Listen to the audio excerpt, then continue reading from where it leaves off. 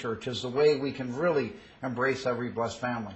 So we really encourage you to please join with other blessed families first and make the Hundok Family Church Association in your own neighborhood, your own area. And then also expand it to include guests who are not from the unification tradition. First, we need to meet with our blessed families and share Father's Word, share the embrace of blessed families meeting regularly and loving one another. Also, I want to conclude with this. We had a deep experience with our true parents in the Bahamas.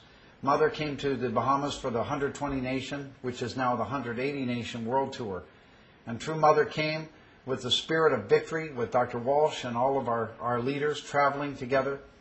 And True Father has established the Bahamas now as part of the American responsibility. So North America is responsible for the Bahamas as a nation also. And what we have found is that the Bahamas is really a special, blessed land. And we went there with that spirit of bringing the 120 ACLC clergy for a special conference there.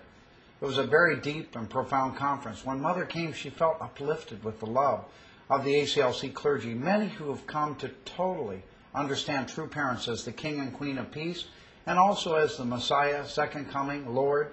These kind of testimonies and outpouring of faith from Bishop Stallings and many of the other leaders such as Reverend Edwards, and now it's expanding. The 120 clergy is overwhelming. Reverend Doherty did a wonderful job at organizing that conference.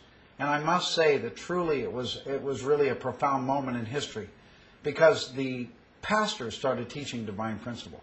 The pastors are understanding the divine principle with deep biblical understanding. Therefore, a new era is dawning in the religious communities throughout America. We want to build that religious foundation stronger and stronger until finally we can help be a positive influence to this nation, anointing the political leaders so that they can really take the path to peace. And also they can really focus on the thing that's most important, blessing the families, loving our enemies, and overcoming war and conflict. Also, we were very deeply touched by True Mother's own testimony.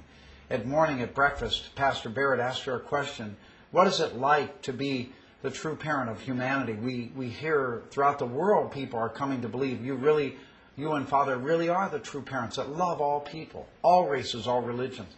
But also, I believe that God has confirmed you as the true parents. What does it feel like to have that confirmation from God? True Mother shocked us all with her testimony. She shared how Daimonim had taken care of her and her grandmother, had protected her. Even from a little girl, she was praying that she would understand God's heart. Then once she understood God's heart, she gave her life, dedicated her life to whatever God wanted her to do.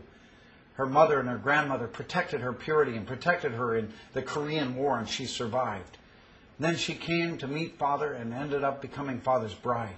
But then Mother touched our hearts so deeply because she began to pray and really express her feeling of sadness and sorrow. Because once she understood God's suffering heart about the suffering in this world, and once she understood that really all people have to come to really understand God, she started to cry.